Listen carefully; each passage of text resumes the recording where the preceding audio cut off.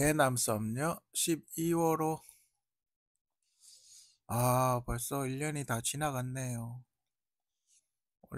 올해도 한 일이 뭐 아무것도 없네요. 그죠? 점점 국가 상태는 점점 악화가 되고, 정권이 바뀌었는데 희망은 없고. 그렇습니다. 참 답답하죠. 여러분들도 답답하죠. 그래도 제가 20대, 저는 비록 20대 군대 갔다 오니까 IMF가 터졌었는데, 가기 전에 터졌나? 하여튼 제가 군대 갈 때쯤에 IMF가 터졌는데, 그때는 군대 제대하면 일자리는 있었어요. 뭐 공장이라도. 여러분은 깝깝하겠네요, 지금. 우리 지금 젊은 청년들은 깝깝하겠네요, 그죠? 대학을 나와도 취업도 안 되고, 음, 뭐 좀 특이하고 괜찮은 데는 다 이미 들어가 있고, 부정부패는 더 심해지고, 그죠? 공정한 경쟁은 기대할 수 없고, 그죠? 음, 아무튼 뭐 그렇습니다. 그런 사회에서도 여러분들이 꿋꿋이 헤어쳐 나가야 되고, 이것 또한 여러분들이 이 문제를 해결함으로써 이 문제에 대해서 생각을 하고 고민을 하면서 스스로 만들어 나가야 될, 어, 스스로 만들어 나가야 될 그런 일들이 아닌가. 또다시 제가 느끼는 거는 교육에 대한 무서움. 음, 우리가 학교에서 받는 교육에 대한 무서움을 또다시 한번 제가 느끼게 되고, 교육이 얼마나 한가? 교육이 얼마나 중요한가에 대해서 또다시 한번 느끼게 되고, 음, 여러분들의 선택, 제가 유튜브 한 8년, 이제 9년 다 돼 가는데, 항상 선거 때마다 이야기하죠. 선택은 본인이 하는 거고, 그 따윈 책임도 본인들이 지는 거다. 여러분들이 그런 선택을 했기 때문에 그런 책임을 져야 되고, 선관위에서 이야기하지 않습니까? 일부 부정선거표가 있다 하더라도 당락에 영향을 미치지 않는다. 결국 너네가 많이 찍었다는 거예요. 그죠? 너네가 이재명 정부를 지지하고 윤석열을 탄핵시키라고 일부 삼배도 하고 뭐 큰 절도 하고 그랬잖아요. 그죠? 결국 너네가 그런 선택을 한 거예요. 그리고 나서 앞서갔구나 후회하는 거죠. 응? 그죠? 너네 스스로가 그렇게 한 거예요. 물론 그런 여론 조성을 한 건 여러 가지 패거리들이 그런 여론 조성을 했겠지만, 결국 너네는 이재명을 선택한 거예요. 그죠? 누구한테 그 책임을 떠넘길 수 없고, 너희들이 25만 원 준다고 민주당 찍었잖아요. 그죠? 제가 보기에는 당신들 아무 생각이 없어요. 음, 정말 멍청한 사람들이죠. 박근혜 정권 탄핵 때부터 지금까지 근 한 10년 동안 당신들이 한 행동을 보면 정말 멍청한 사람들이 하는 그런 행동이에요. 사리분별을 못하는. 음, 그래 놓고 이제 큰일 나니까 이제 어떡하지? 이제 어떡하지? 그동안에 있잖아요. 너네가 보도 안 돼서 그런데 어떤 곳에서 굉장히 많이 도와줬어요. 너희들의 그런 무지함을 상쇄시켜 주려고 어떤 곳에서 굉장히 많이 도와줬어요. 엄청나게 많이. 그래서 지금 그나마 버티고 있는 거예요. 너네가 잘해서 그런 게 아니라, 어? 너네의 그 무지함을 안타까워서, 어? 엄청나게 어디서 진짜 뭐 어마어마하게 많이 도와줘가지고 그나마 버티고 있는 거예요, 너네가. 너네는 벌써 일본의 식민지나 중국의 식민지가 됐을 거예요. 음? 정말 이 언론이 되게 무서운 게 전혀 보도를 안 해. 진짜 나는 좀 우리나라 언론이 정말 무섭다고 생각해요. 철저하게 언론을 통제하고 있네요. 그죠? 그래서 제가 부정선거 의혹을 더 제기하고 있는 거예요. 이렇게 철저하게 통제하고 있다는 것은 부정선거 가능성도 매우 높다. 제가 여러 가지 의혹들을 제기했지 않습니까? 그죠? 이미 다 정해놓고 그래픽만 띄운다고. 제가 이미 다 이야기했지 않습니까? 음, 아무튼 병원여 새해에는 또 어떤 일이 일어날까? 여러분들이 1년 지금쯤 제가 1월 달에, 그러니까 12월이나 1월 달에 보통 12월 달에 이야기를 하나? 미리 이야기를 하죠. 보통 이렇게 12월 달에 이런 띠에 대해서 이야기를 하면 자기하고 한번 맞춰보세요. 과연 맞나? 음. 2026년 병오년은 병오년이죠. 그러니까 붉은 말의 해죠. 화기, 용광로 같은 병은 태양과 같은 용광로 같은 불이고, 오는 어둠을 밝혀주는 광선 또는 화산 덩어리이다. 음, 뭔가 화기가 셀 것 같다는 그런 생각이 들죠. 밑에도 불이고 위에도 불이고, 그죠? 그러면 사주에 나무가 많은 사람은 음, 내년에 조심해야 되겠죠. 그죠? 어, 반면 사주에 물이 많은 사람은 괜찮겠죠. 덜 하겠죠. 오히려 물이 많은 사람은 글쎄 뭔가 좀 증발할 수도 있겠지만 피해가 좀 덜 하겠죠. 그죠? 용광로가 있기 때문에 어, 금사주가 많은 사람은 용광로가 많은 사람, 금사주가 있는 사람은 물사주가 센 사람하고 같이 있어야 화를 좀 면하겠죠. 아니, 완전 녹아버릴 테니까. 그죠? 나무는 굉장히 조심해야 되고, 흙도 괜찮습니다. 토기가 센 사람도 괜찮아요. 토기가 센 사람도 괜찮고. 어찌 보면 이거는 거의 완벽한 화신이죠. 아래 위로 불이니까 이건 완벽한 화신의 사주예요. 그리고 말띠가 사주에서 그 말띠 해에는 뭐가 좋냐면 무역이 좋습니다. 김연아 선수가 제가 말띠인 걸로 아는데 김연아 선수가 좋은 예죠. 김연아 선수가 무역을 한 건 아니지만 세계 대회 나가서 스케이팅을 우승을 많이 했지 않습니까? 그게 이제 잘 되는 크게 되는 경우예요. 음. 그걸 이제 김연아 선수가 스케이팅 타는 거를 무역으로 바꾼다면 그게 가장 잘 되는 케이스죠. 말띠는 특히 말띠 여성 남성은 그렇습니다. 그게 굉장히 잘 풀리는 경우, 대성하는 경우, 그러니까 멀리 멀리 이렇게 뛰어다니는 거죠. 말띠이기 때문에. 음, 그게 굉장히 잘 풀리는 것이고. 그 내년에 만약에 병원년에 태어나는 친구들은 이건 화기가 엄청 강하기 때문에 어찌 보면 고혈압이라든지 내 신경에 어떤 문제가 생길 수도 있습니다. 너무 강하니까. 음, 음. 이게 남녀로 만나면 괜찮아요. 그러니까 남자가 병 앞에 병이 있고 뒤에 여자가 오가 있잖아요. 그러면 괜찮아요. 그러니까 여자가 말띠인데 남자가 병이다. 병자년 뭐 이렇게 되든지.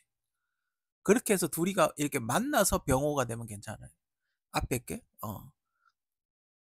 그러면은 나쁘지 않아요. 왜냐하면 이제 서로 상호간에 보완을 해주니까. 그러니까 남자가 병자가 앞에 있으면 열이 머리로 뻗거든요. 근데 여자가 다리에 불이 있잖아요. 그러니까 둘이 만나면 이게 위에 게 밑으로 가고 밑에 게 위로 올라오거든요. 그래서 둘이는 아마 천상궁합이라고 그렇게 보죠. 뭐가 확 일어나죠. 그러니까 남녀가 이렇게 만나면 나쁘지 않아요.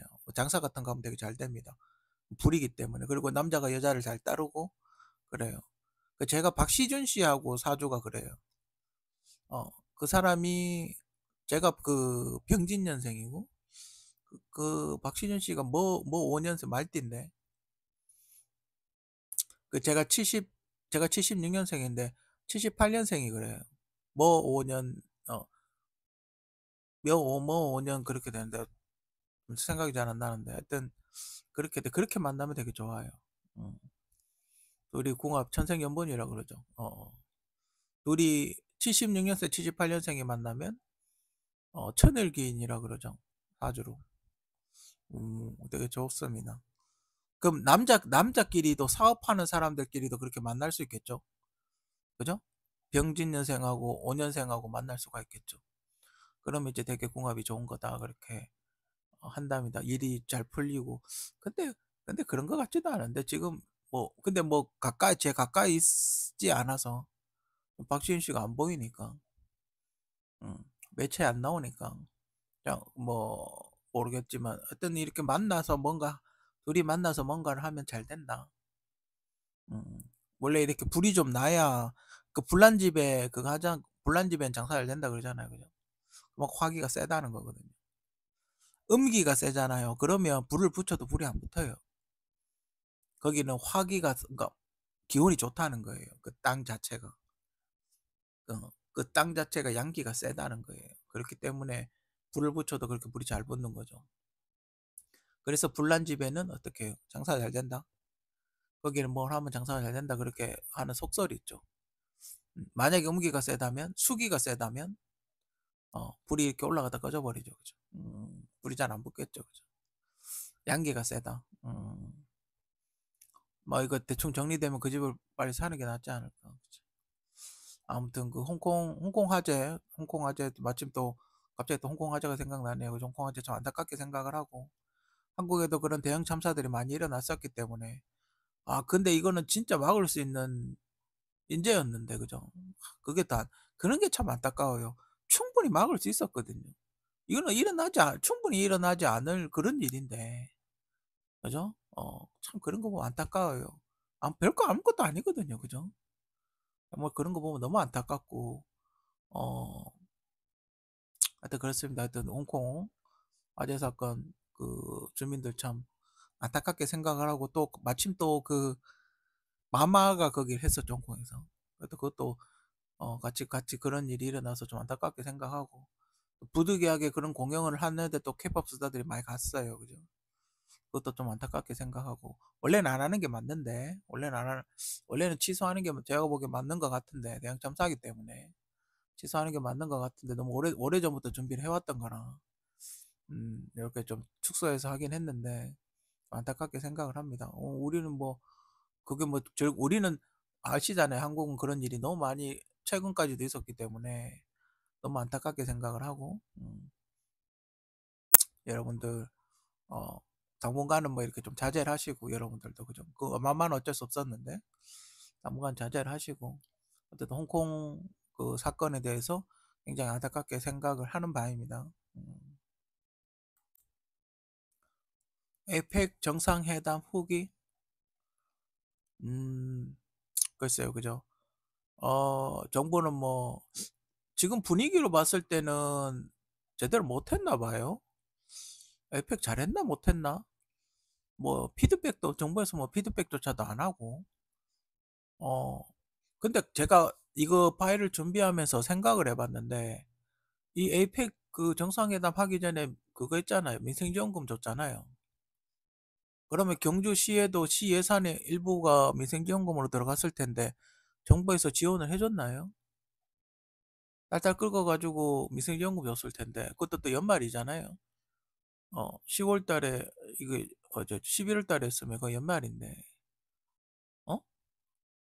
그러면 예산이 그냥 가만히 있어도 예산이 없는 상황인데 딸딸 긁어가지고 민생지원금 줬으면 이 얼마를 지원해 줬나요? 그죠? 음, 음. 지원을 하나도 안 해준 것 같지는 않아요. 무대 설치하고 이런 거 보면. 근데 경주가 우리나라가 서울 중심, 서울 경기 중심의 정책을 하기 때문에 되게 낙후돼 있는 건 사실이죠. 경주가 거의 시골 같죠. 그렇죠? 정상들이 와서 회의를 하기에는 좀 성이 안 차죠. 깨켜봐 볼 거기 불국사밖에 없고 학생들은 모르죠. 학생들 뭐 잼버리 이런 건 크게 상관없는데 정상들이 와서 뭔가 하기에는 좀 부족했지 않았나.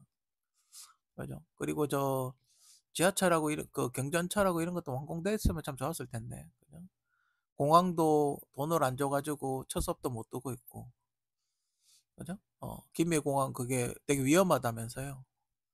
김해공항이 착륙을 잘못하면 이렇게 돌 때 산에 처박을 수 있다고. 그래가지고 이제 가덕도로 옮기자 이제 이렇게 이야기를 했는데 가덕도 공사도 그렇게 됐었고 지금 현대에서 하다가 접었다 그러죠. 음. 어, 국제 행사는 그죠? 잼버리 같이 저 따위로 준비하면 안 돼요. 무려 11조 원이나 쓰고 어, 물도 상하수도 시설도 제대로 안 돼 있는 그런 그따위 공사를 하면 안 돼요. 국제 행사를 유치했으면 국가에서 전폭적으로 지지를 해서 그걸 해야죠. 그죠? 음. 그리고 이렇게 국제 행사를 한번 열었는데 개판 치면 다음에 국제 행사 할 때 페널티가 분명히 있어요. 그죠? 유치 잘 안 한다, 안 시켜준단 말이에요. 그죠? 지금 뭐 전라도에서 그 IOC 그 뭐지 올림픽 유치한다고 지금 뭐 신청서 내놨다는데 100%안 될 겁니다. 어. 지금 F1 경기장도 그거 한 번 하고 천 몇백억 들여 가지고 한 번 하고 접었잖아요. 엉망진창이라고. 관객도 관중도 없고. 어, 어. 지금 그런 시설들이 난립해 있기 때문에 어쨌든 국제 행사 유치를 성공을 했으면, 정책적으로 강력하게 드라이브를 걸어서 유치를 했으면 반드시 철저하게 어떻게 해서든 성공을 시켜야 된다 이 말이에요. 그죠? 아무튼 에펙 정상회담 준비하시느라 제가 보기에는 많이 부족해 보입니다. 그냥 제가 한 사람의 일반 국민으로 봤을 때도 준비가 많이 부족해 보였어요. 그죠? 느끼는 사람들은 얼마나 많이 부족했을까요? 그죠? 아무튼 그것도 또 마침 또 G20 정상회담도 연이어서 있었죠. 그죠? 아무튼 여러 기업체들이 많이 후원해 주셨을 거다. 전 그렇게 믿고 있고, 어, 그렇게 생각을 하고 있고, 또 CEO들이 모여가지고 뭐 여러 가지, 그 박람회 비슷한 것도 하고, 뭐 이렇게 뭐 같이 이렇게 토론도 하고 뭐 그런 걸 했었던 것 같은데, 어쨌든 뭐 그 정도면 잘했다고 보고. 아무튼 에펙 솔직히 저는 유치 못할 줄 알았거든요. 어쨌든 이철우 경북도지사 이하 에펙 준비하신 모든 분들 모두 수고하셨고요. 다음에도 꼭 뭔가 국제 행사를 유치하게 되면 더 열심히, 더 철저하게, 더 꼼꼼하게 체크하시고, 그죠? 어쨌든 이런 국제 행사를 유치할 땐 최선을 다해서 전혀 불편함이 없도록 그렇게 조치를 취하는 게, 그게 더 맞지 않나 하는 게 제 개인적인 생각입니다. 요번 에이펙에서 가장 화제가 돋보였던 거는 역시 깜푸치킨 아니겠습니까? 그 뭐 삼성과 현대와 삼성과 엔비디아의 만남? 음, 그래서 깜푸치킨 그게 너무 화제가 돼가지고. 근데 마침 또 에이펙 정상회담 공식 후원 치킨이 교촌치킨이었더군요. 교촌치킨 집으로 갔으면 하는 좀 아쉬움이 좀 있습니다. 깜푸치킨이 그렇게 유명하지 않기 때문에. 그래도 넘버원 치킨집을 가는 게 낫지 않았을까. 그렇게 생각이 들고, 제가 이걸 왜 올렸냐면 너무 재밌어서. 너무 누가 이렇게 유머 게시판에 이걸 올렸는데 너무 웃겨가지고. 그러니까 치킨 먹고, 깜부치킨 먹고 누가 어떻게 결제를 했을까. 이 사람들 누가 결제했을까. 현대는 현대카드로 했을 거고, 삼성은 삼성카드로 했을 거고, 젠스랑은 그래픽카드로 했을 거다. 이렇게 너무 웃겨가지고. 근데 5090 그래픽카드 주면 지금 400만 원이니까 결제할 수 있어요. 그죠? 만약에 그 주인이 받아주기만 하면, 그죠?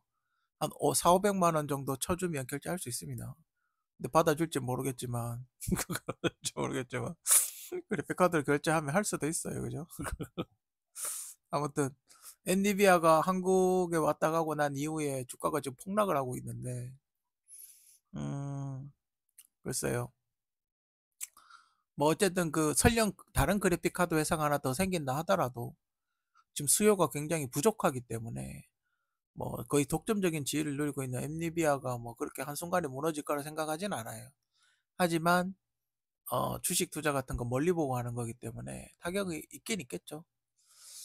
엔비디아도 파이팅 하시고 보다 멋진 그래픽 카드 만들어냈으면 하는 게 제 개인적인 바람입니다.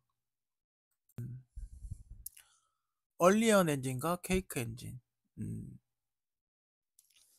어, 이 얼리언 엔진이라는 게 있어요. 이게 뭐냐 하면, 그러니까 우리가 게임을 하면 게임이 이렇게 막 돌아가죠. 막 적군이 오고 총 쏘고, 적군이 자동으로 총을 쏘고, 내가 거기에 반응해서 같이 대응을 하고, 막 이런 이 컴퓨터 그래픽이 잘 움직이게 만드는 그것도 일종 엔진이라고 그렇게 표현을 하는데, 얼리언 엔진이라는 게 있고 퀘이크 엔진이라는 게 있어요. 제가 보기엔 얼리언 엔진과 엔비디아 궁합이 맞고, 퀘이크 엔진과 부드벤시라고 있었어 옛날에. 조금 어렸을 때, 제가 한 20대 때 나왔던 건데, 아마 이름은 나이 드신 분들은 이름은 아실 거예요. 부드벤시 부드 3까지 나왔었죠. 제가 예전에 썼던 게 부드 3였던 것 같은데, 부드 3까지 나왔었어요 그 당시에. 그때는 엔비디아가 별로였어요. 어, 어. 근데 엔비디아가 갑자기 왜 떡상을 했냐? 음, 이 얼리언 엔진은 특징이 가볍지만, 그러니까 그 인터넷 게임 하는데 굉장히 적합했어요. 왜냐면 그때 당시 제가 어렸을 때 당시는 어 인터넷 속도가 굉장히 느렸었거든요. 가정집이 있는 PC방인데 지금보다 속도가 훨씬 느렸단 말이에요. 근데 속도가 느리니까 어떻게 해요? 왔다 갔다 하는 데이터가 어 가벼워야 되겠죠. 용량이 작아야 되겠죠. 그러면 빨리 왔다 갔다 할 테니까. 그리고 한국이 어때요? 한국은 플레이스테이션 같이 CD 게임보다는 온라인 게임이 발전한 나라죠. 그러다 보니까 가벼운 그래픽을 선호했어요. 그렇지만 단점은 가볍기 때문에 색깔이 흐리고 색깔이 다양하지 않고 색깔의 종류가 적고 선명하지가 않았어요. 그러니까 경계가 애매모호한 거죠. 그러니까 이 캐릭터가 만약에 뛰어가면 이 라인이라든지 이런 게 배경하고 이 요것만 딱 이렇게 딱 떨어져 나오지 않았던 거죠. 선명하지가 않고 약간 지금 어 다크 소울 같이 그런 전체적인 배경이 좀 흐리멍텅한 그런 상태였어요. 그래서 온라인 게임에 적합했고, 이 얼리언 엔진은 엔비디아와 그래픽 카드가 이제 이렇게 호환이 잘 되면서 한국에서 대박이 났죠. 음. 그리고 케이크 엔진은 뭐 여러 가지 문제가 있었지만 무거웠어요. 그래서 한국에서 안 썼죠. 그리고 약간의 뭐 여러 가지 어 그게 문제점도 있고. 하지만 CD 게임에서는 제가 봤을 때는 케이크 엔진을 썼다고 봅니다. 특히 일본 그 플레이스테이션 게임, 비디오 게임, 그러니까 CD를 돌려서 하는 게임들은 저는 케이크 엔진을 썼다고 봐요. 어, 일본 게임 보면 굉장히 선명하거든요. 약간의 케이크 엔진을 변형해서 쓴 게 아닌가. 음. 그리고 여러분들이 비교를 해보면 아는데 듄이라는 게임이 있어요. 지금도 나오고 있죠.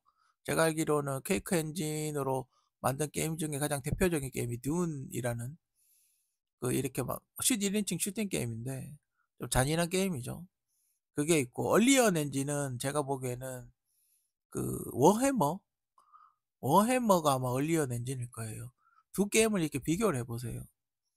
어, 하나는 워해머는 약간 흐리멍텅하고 퀘이크는 약간 선명하다는 그런 느낌을 받으실 거예요.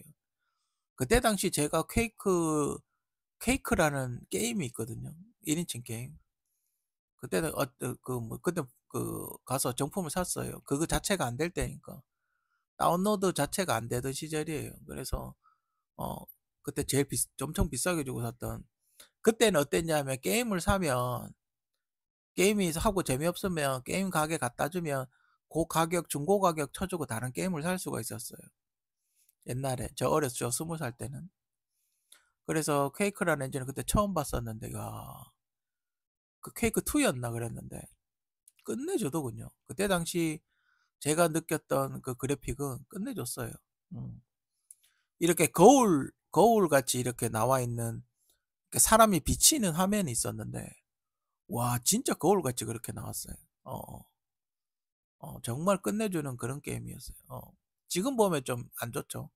지금 보면 좀 흐리멍텅하게 보일 수도 있는데, 그 퀘이크 게임은 정말 지금 봐도 광원 효과라든지 굉장히 그 뛰어난 게임이었어요. 1인칭 슈팅 게임이었는데 지금도 퀘이크 게임 나올걸요. 둔하고 비슷한 그런 스타일이에요. 아무튼 그런 어떤 특징들이 있기 때문에 어, 그 시대의 흐름에 따라서 발전해 왔고, 이제는 그 컴퓨터 사양도 올라가고 인터넷 속도도 빠르기 때문에 다시 퀘이크 엔진을 꺼낼 때가 오지 않았나. 음. 그래서 제가 이거를 준비하면서 느낀 점은, 배경은 얼리언 엔진으로 하고 캐릭터 우리 캐릭터 움직이는 건 퀘이크 엔진으로 하면 좋지 않을까? 둘이를 하이브리드 하면 좋지 않을까? 그런 생각을 했어요. 배경은 좀 머니까 좀 흐리게 보여도 되잖아요. 그죠? 보통 우리가 그렇지 않습니까? 시야가, 사진 찍으면 시야가 어디에 이렇게 포커스가 맞춰지잖아요. 그 포커스가 맞춰지는 데는 퀘이크 엔진을 쓰고, 저 멀리 있고 저 멀리 산이나 이런 데는 얼리언 엔진으로 약간 흐리게 해도 괜찮거든요.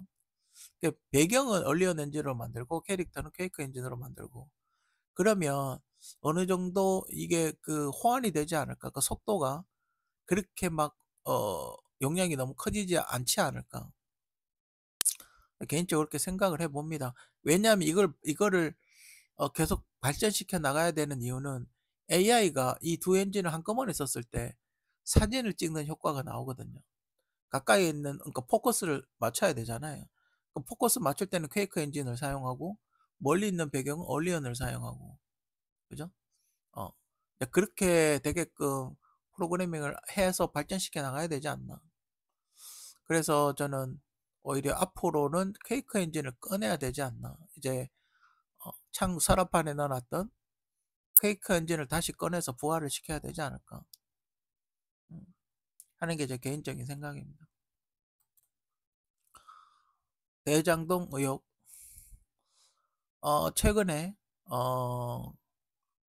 최근에 뭐 항소 포기한다고, 참 대단하시네요. 그죠? 항소 포기가 아니라 항소 유예를 해야 되는 게 맞지 않나요? 대통령직을 수행하고 있으니까 항소 유예를 해야 되는 게 맞지 않나요?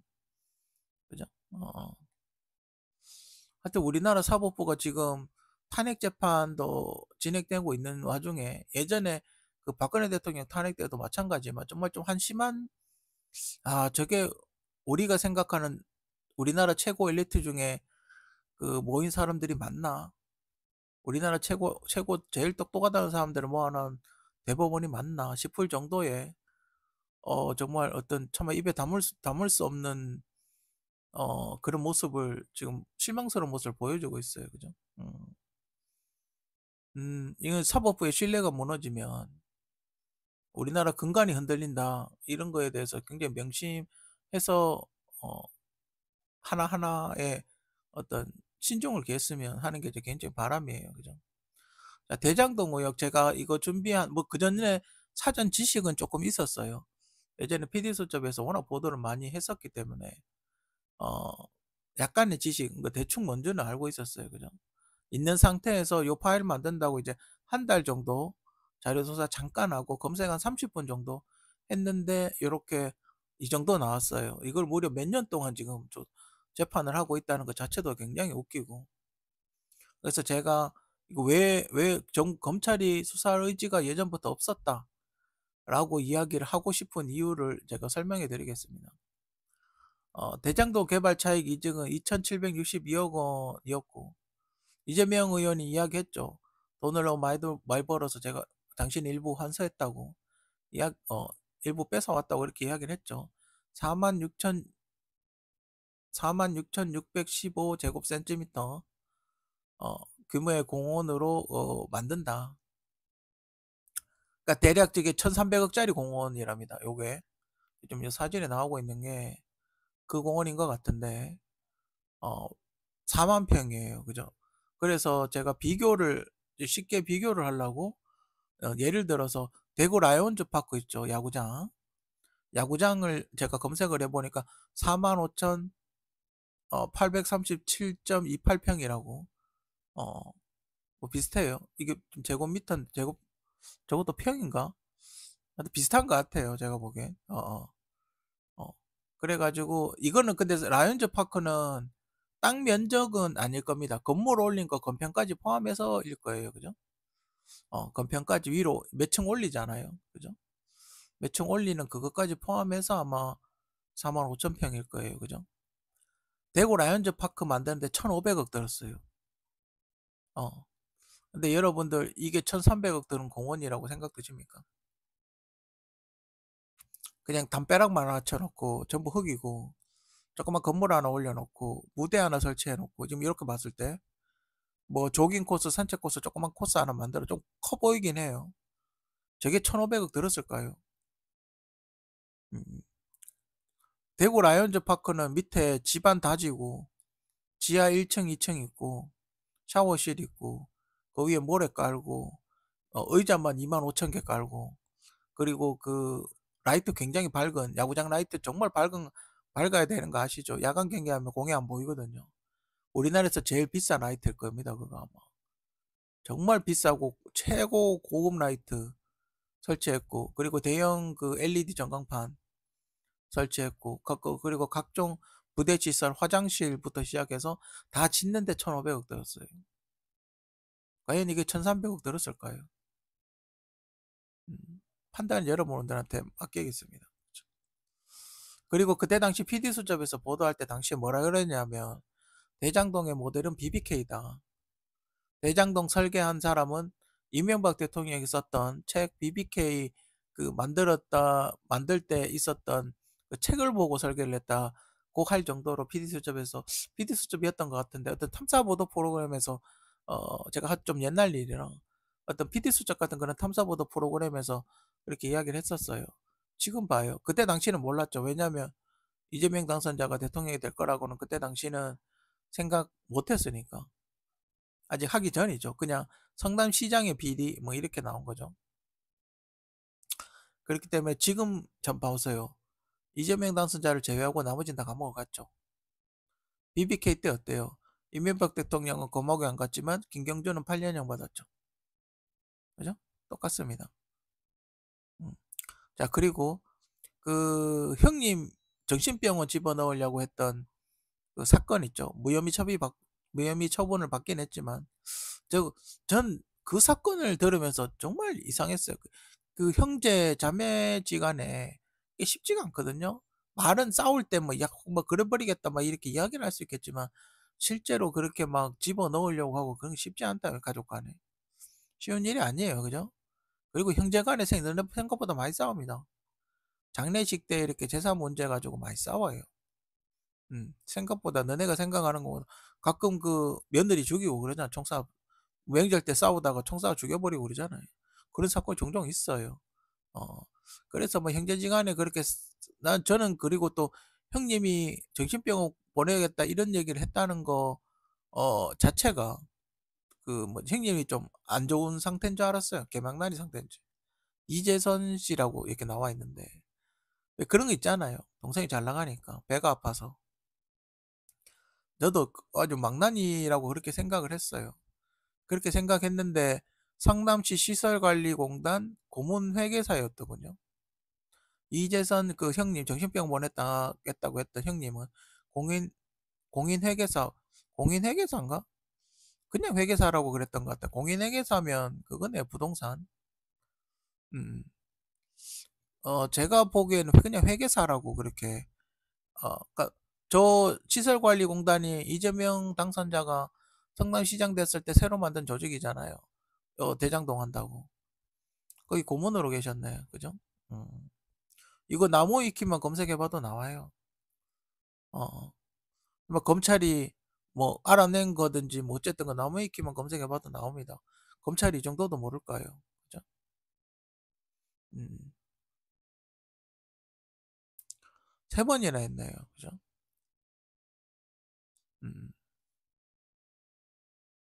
8년간 시장직을 수행했고 어, 경기도지사 나간다고 그만뒀군요. 어쨌든 형님이 그렇게 개망난이는 아니다. 어쨌든 정상적인 사람이었다. 그죠? 땅 되게 잘 아네요. 공인중개사였으면 땅에 대해서 잘 아시겠네. 그죠? 음. 정신병원을 보내는 이유는 그때 당시 금치산자라는 제도가 있었어요. 이 금치산자가 뭐냐 하면, 만약에 A라는 사람이 있고 B라는 사람이 있는데, B라는 사람이 개망난이에요. 뭐 마약하고 심신미약 상태고, 도저히 뭐 아파가지고, 자기 재산은 있는데 관리를 못할 경우, 금치산자를 만들어서 그 사람 재산을 뭐 친척이나 다른 사람이 관리를 하게 되는 거죠. 그런 게 이제 금치산자라는 제도가 없어진 지 얼마 안 돼. 10년 지금 조금 넘었는데 박근혜 정부 초기 때 간통죄 없어지면서 같이 없어졌죠. 2014년 7월 달에 없어졌어요. 그러면 정신병원을 보낸다고 이야기했던 시기가 2012년이니까 금치산자 제도가 없어져서 그죠? 금지산자 제도가 없어지기 전에 정신병원 보낸다고 이야기를 했거든요. 그 정신병원에 입원하고 진단서 받으면 금치산자를 만들 수가 있죠. 변호사니까 잘 알겠죠. 그런 제도에 대해서. 그죠? 어. 그러면 자, 이 자료를 쭉 이렇게 한번 딱 요점을 보면 뭐예요? 자, 하나가 떠오르죠. 비자금 관리를 형님이 했다는 어떤 합리적인 의심을 해볼 수 있죠. 그죠? 그리고 여러분들 그 유명한 통화 내역 아시죠? 뭐 보호 어쩌고저쩌고 하는 유명한 통화 내역 아시죠? 형사한테 욕설을 했다는. 대선 때 많이 나왔지 않습니까? 녹취록. 어, 그게 이렇게 세월호 수법하고 비슷해요. 그러니까 자기한테 유리하게 들리게끔 오더를 치는 거죠. 제가 보기에는 피자금 어디 갔어가 아닌가. 그리고 그와 유사한 세월호 사건에서는 그런 게 있었죠. 그 해경의 녹취록에 해경 그 이제 배에 들어가려고 하는 사람이 제가 듣기로는 어떤 놈이 사시미를 들고 있는데 발포해도 되겠습니까? 라고 저는 그렇게 들렸는데 무슨 RPG? 무슨 영어로 뭐 특수 용어라고 뭐 RPG 어쩌고저쩌고 하면서 뭐 그 해양 경찰서장이 파이팅 발포하라고 허락을 받는 거죠. 상황이 급박하니까 어떤 놈이 사시미 들고 설치고 있는데 가끔 그런 사고가 나면 미쳐 돌아가는 사람이 있거든요. 발포해도 되겠습니까? 라고 의견을 허락을 받는 것 같은데 사시미라고 이야기를 했죠. 그죠? 그 RPG라고 이야기했나? 무슨 영어라고? 전문 용어라고 그렇게 이야기를 했죠. 어, 그때 그 시점에서 만약에 어떤 놈이 사시미를 들고 다녔다 이렇게 이야기를 하면 어떻게 되겠어요? 분위기가 반전이 되겠죠. 분위기가 그런 분위기가 아니니까. 박근혜한테 대통령한테 다 뒤집어 씌우는 그런 분위기니까. 그죠? 음. 아무튼 이렇게 보면 계좌 추적만 해보시면 아마 결과를 쉽게 알 수 있을 것 같은데. 그죠?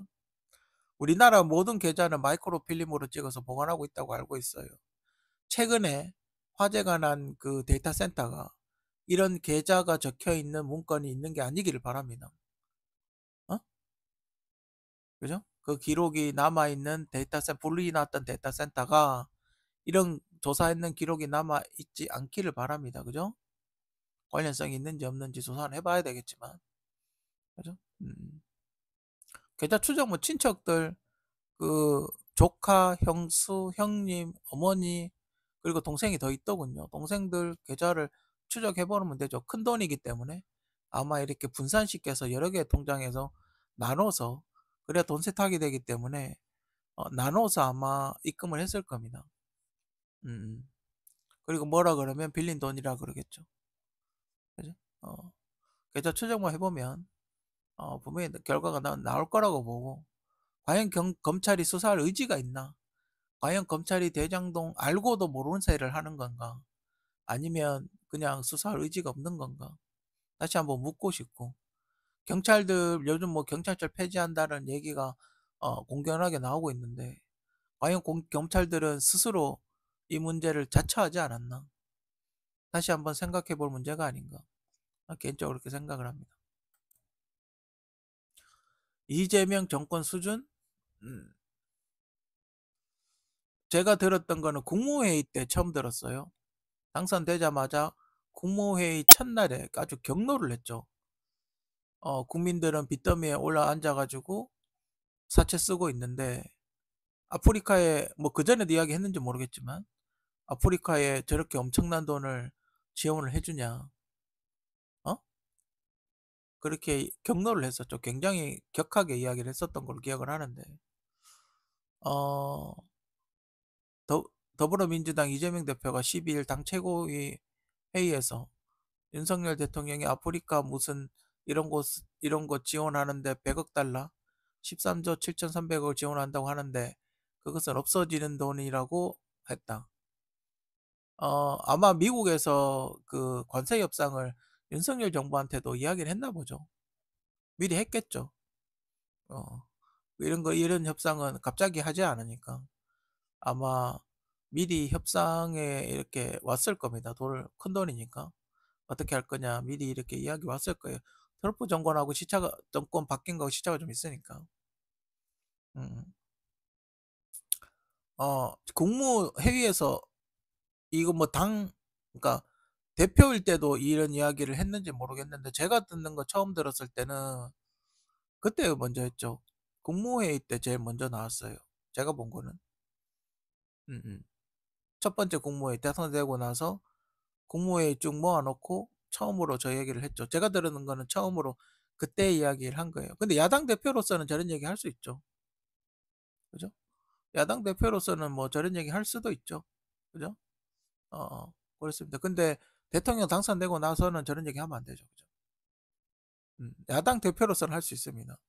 하지만 국무회의에서 할 발언은 아니죠. 그죠? 음. 그리고 그래 놓고 미국 관세 협상은 250조, 1년에 25조씩 주는 협상했는데 잘했다. 뭐 이러고 앉아 있죠. 이거는 한 번에 13조인데 무려 10배가 넘는 20배에 가까운 돈을 미국에 지원한다고?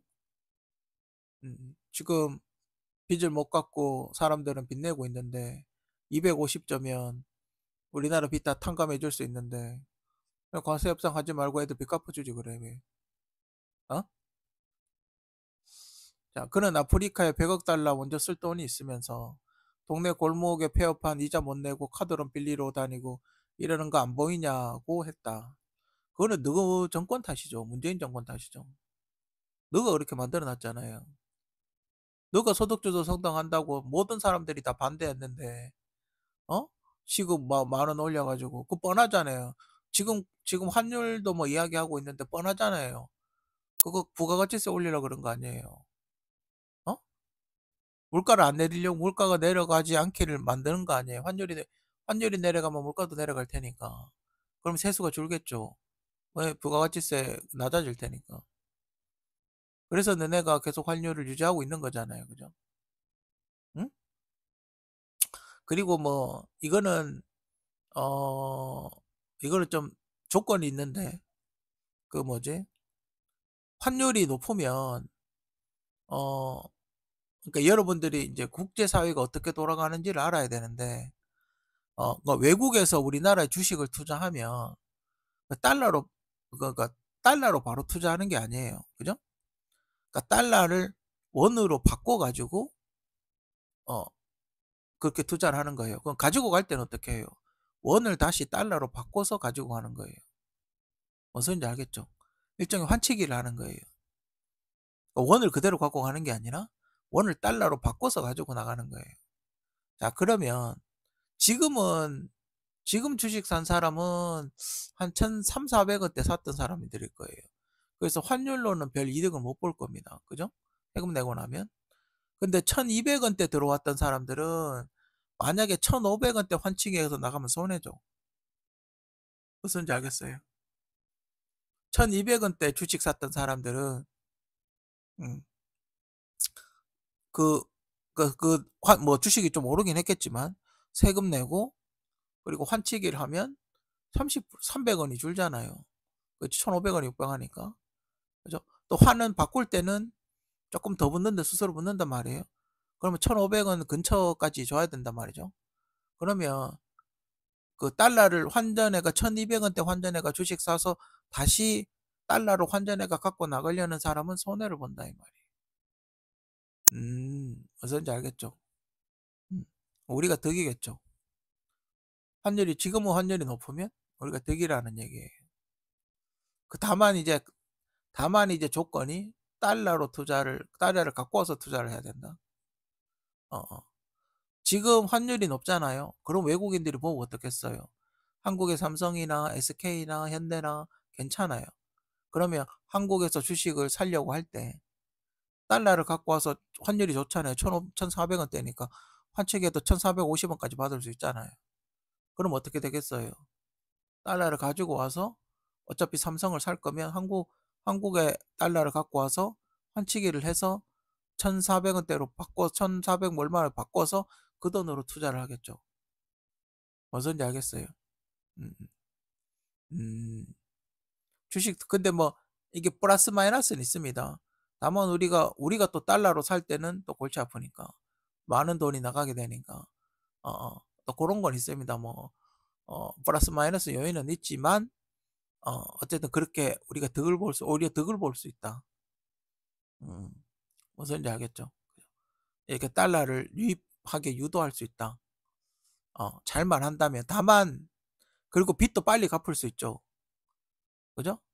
왜냐하면 1200원대 1달러일 경우, 1200, 이거 1달러일 경우 우리가 1달러를 주고 1200원만 회수하잖아요.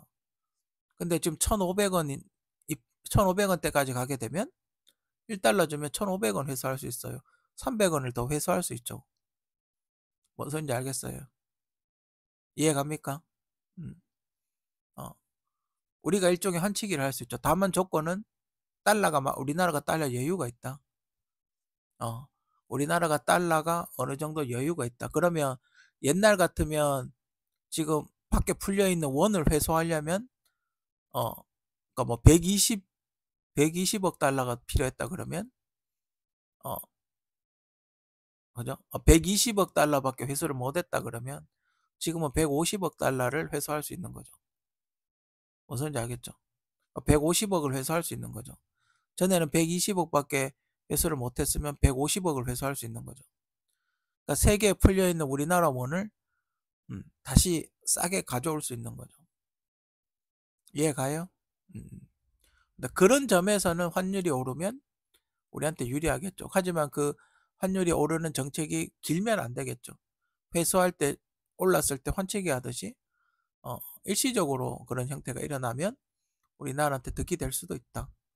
그래서 저기 윤석열 정부가 빚을 오히려 갚았다고 그렇게 이야기하던데 원래 1,400억 정도인데 1,300억으로 그죠 조금 환치기를 통해서 부채를 조금 회수했다 그렇게 알려져 있죠. 처음에는 1,400억이 넘을 거라고 생각을 했었는데 한 100조 원 정도 100조 원 정도 갚았다고 그렇게 알려져 있죠. 1,300억대 수준이라고 1,400억이 넘을 거라고 그때 처음에는 그랬었는데 조금 갚았죠. 그 방법을 이용해서 조금 갚은 거예요.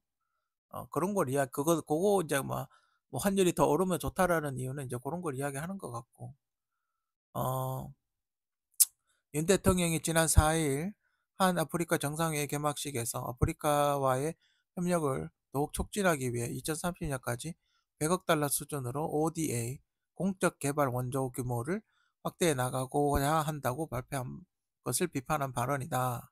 이렇게 이야기를 하고 있죠. 지금 전 세계에서 아프리카의 특수광물 자원이 엄청나게 많이 있거든요. 그리고 아직 개발을 안 했어요. 그 나라들이 광물 자원이 엄청나게 많이 있는데 개발을 거의 안 했어요. 그래서 근데 좀 가난하죠. 우리가 아프리카 좀 가난하다고 이렇게 알려져 있으니까 여유가 없죠. 음. 그래서 우리가 필요한 특수광물 자원을 찾는데 적극적으로 협조를 해서 확보를 하겠다는 거죠. 예를 들자면 지금 중국이 휘토류를 독점해서 무기화하고 있지 않습니까?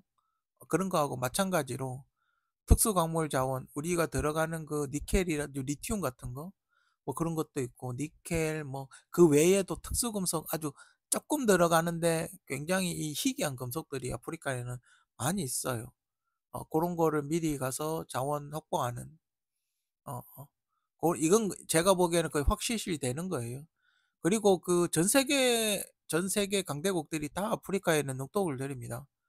광물 자원이 엄청나게 많이 있기 때문에 가서 뭐 만들어 주기도 하고 뭐 1대1로도 하고 중국 1대1로도 하고 뭐 많이 하고 있어요. 실제로.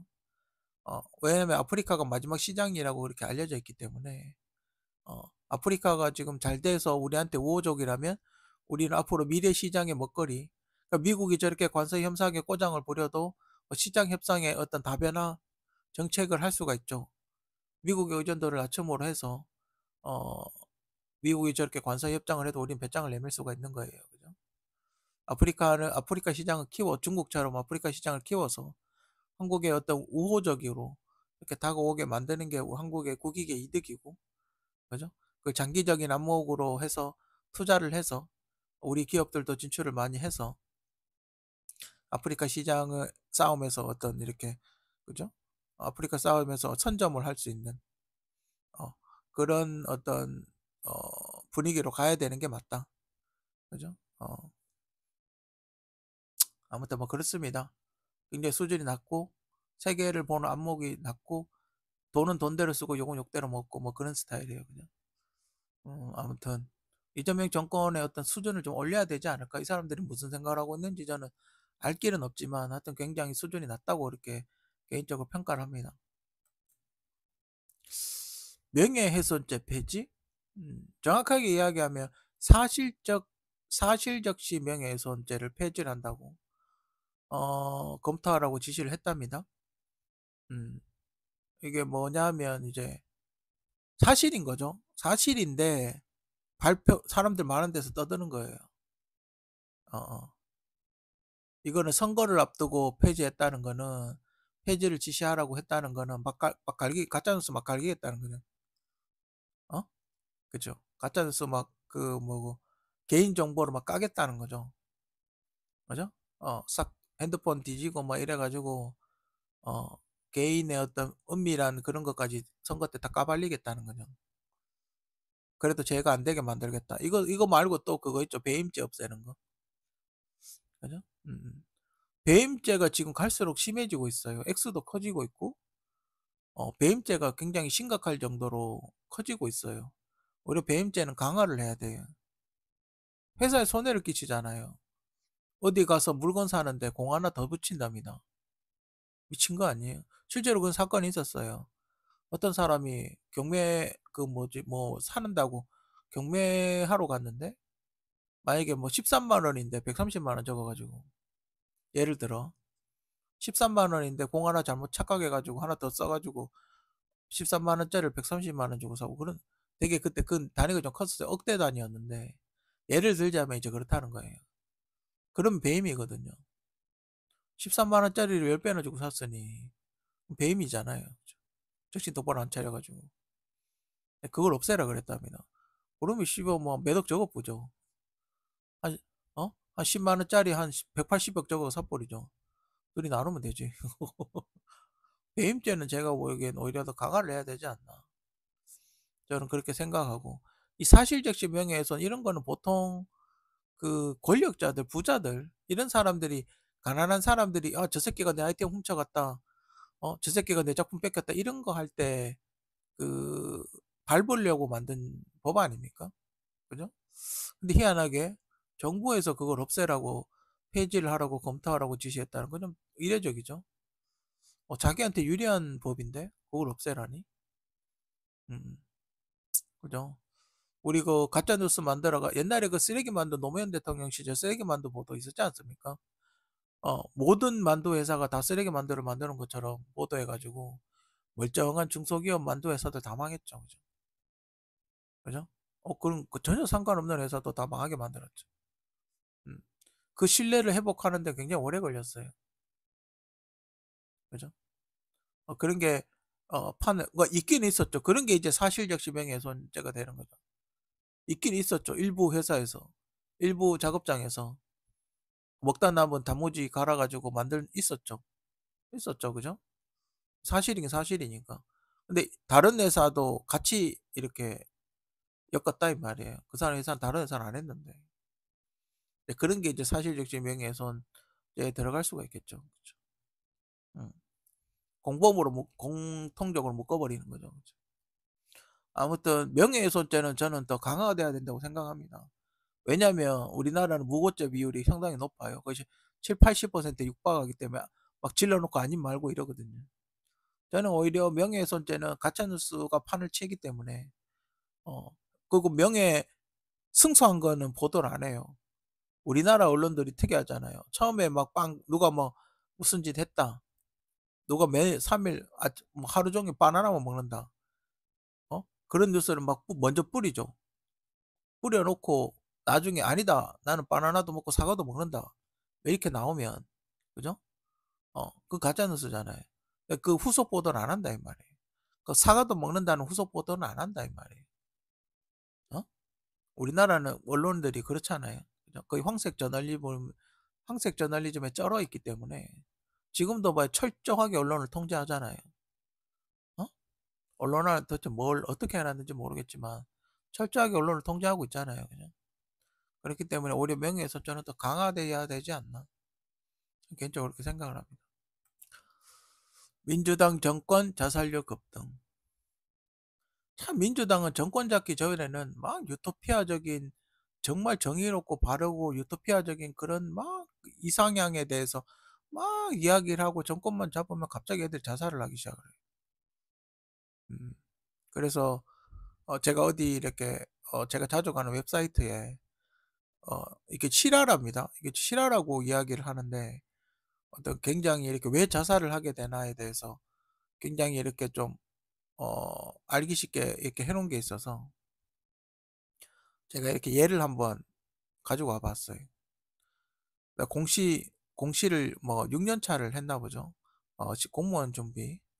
공무원 시험을 이제 6년 동안 준비를 했는데 요즘은 이제 6 번까지만 보나 보죠.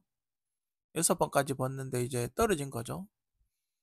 이제 시험을 더 이상 못 치는 거죠. 그래서 지인들한테 이제 합격했다고 이제 거짓말을 했나 봐요. 가족들한테. 그리고 이제 월급을 이제 보여줘야 되잖아요. 그죠? 이게 근데 뭐 불합격했으니까 이제 월급이 들어올 리가 없잖아요. 그죠?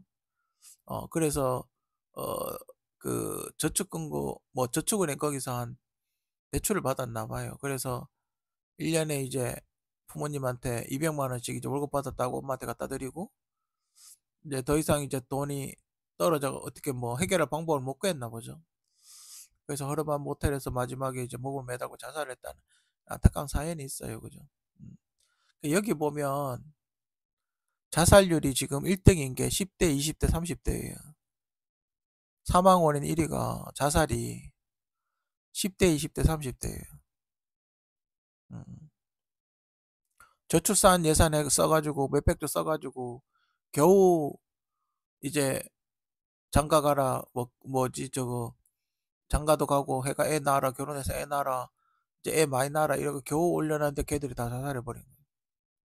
10대, 20대, 30대가 자살률이 높아버리면 우리나라 사회를 과연 지탱할 수 있겠습니까? 음? 이거 사회가 무너지는 건 시간 문제죠. 10대, 20대, 30대가 자살 비율이 높다는 거는 척추가 무너진다는 얘기인데 버틸 수 있겠습니까? 지금 이게 현실이에요, 현실. 음? 지금 이게 우리나라 친구들이 한국을 떠나고 있고, 어, 자살을 하고 있고, 그게 이게 현실이라고요. 음? 지금 봤을 때는 뭐 민주당, 국민의힘도 마찬가지고, 모르는 것 같아요. 외면을 하고 있는 건지, 모르는 건지, 음? 근본적인 해결책을 제시를 못 하고 있는 건지, 그죠? 음, 음, 우리나라 국민들은 정부의 말을 굉장히 잘 듣는 걸로 알려져 있죠. 그죠? 정부의 말을 굉장히 잘 듣는 걸로 정부 정책에 굉장히 잘 따르는 걸로 그렇게 알려져 있어요. 그죠? 정부의 지시에. 근데 정부 지시가 잘못되면 어떻게 되겠어요? 그죠? 다 망하는 거죠. 공시생 이 사람처럼 이렇게 되는 거예요. 그죠? 음, 너무 안타깝고 왜 민주당만 정권을 잡으면 이렇게 자살률이 급등하는지 뭐 5.18 때 사람들 많이 죽었지 않냐 뭐 그렇게 이야기를 하는데 너네가 정권 잡고 자살하는 사람이 더 많아요. 어? 무슨 놈의 민주당은 정권만 잡으면 자살률이 이렇게 급등을 하는지 어? 자살로 안 죽으면 코로나로 죽고 어쨌든 너네가 정권을 잡으면요 자살을 하든 병으로 죽든 엄청나게 많은 사람이 죽어나가요. 어? 지옥 같다 그러잖아요. 이젠 헬도 아니에요. 그냥 저 밑에 루시퍼하고 같이 사는 것 같아. 지옥도 거의 7층까지 지하 7층까지 내려간 것 같아요. 그죠? 아프리카 무슨 뭐 이런 데 지원하는데 100억 불? 뭐 지원한다고 하던데.